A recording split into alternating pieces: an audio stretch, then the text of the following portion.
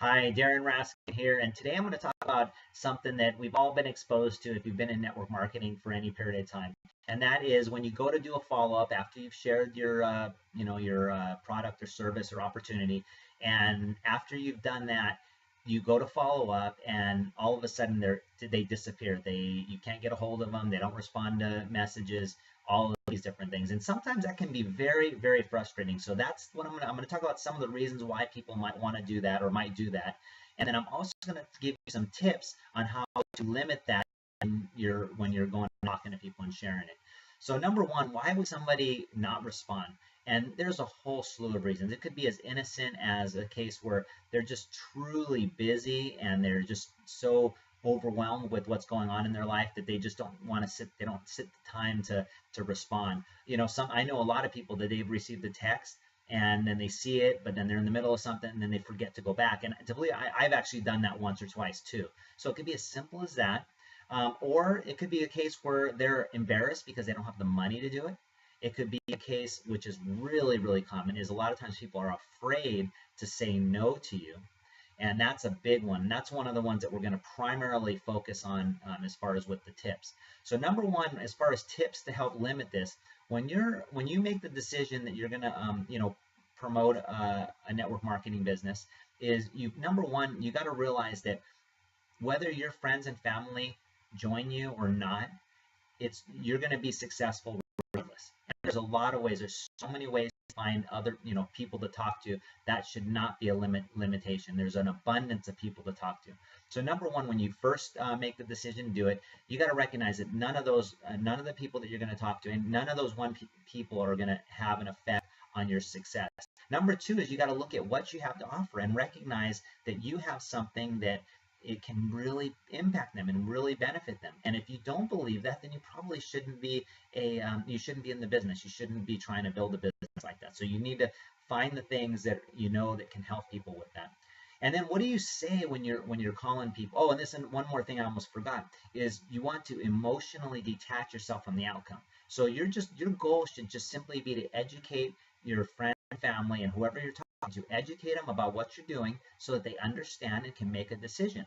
If it's something that they're looking for, then they can make the decision to do it. If not, then they can tell you no. And you want to make it real easy for them to say no. So when you first call somebody, if you get any kind of negativity or resistance as you're starting to approach them or as you're starting to tell them what you're doing, then just back off and say something like, "Oh, well, it's probably not for you then. That's okay. Do you know anybody that's looking for this?"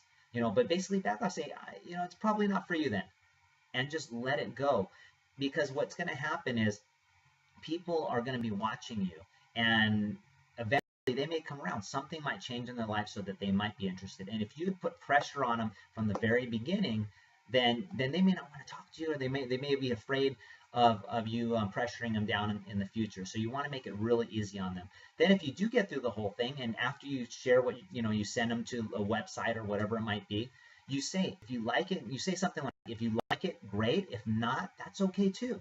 Totally okay." That way you're giving them the opportunity and making it easy for them to say no if they don't feel obligated or committed. Same if you're inviting them to a party or anything like that. Don't make people feel like they have to do it. Otherwise, then they're going to avoid you. They're going to tend to want to avoid you.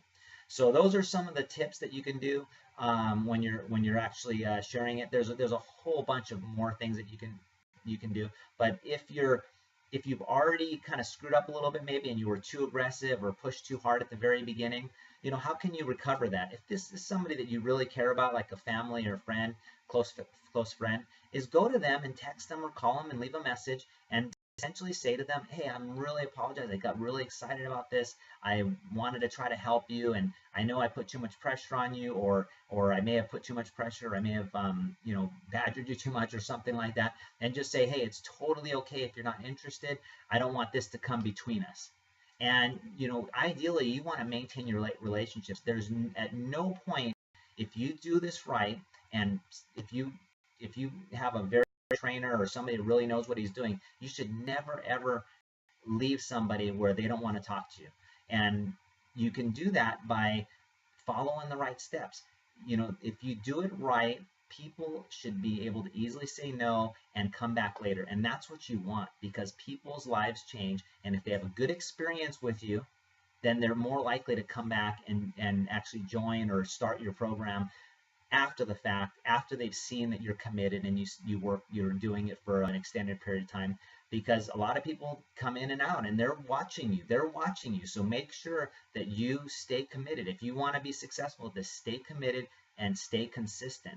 And that will be the biggest thing that will help people to come into your business. So anyway, hopefully you got some information from this and some valuable information, and it helps you. If you have any questions or comments, go ahead and post them below, and I will catch you on the next video. Thanks.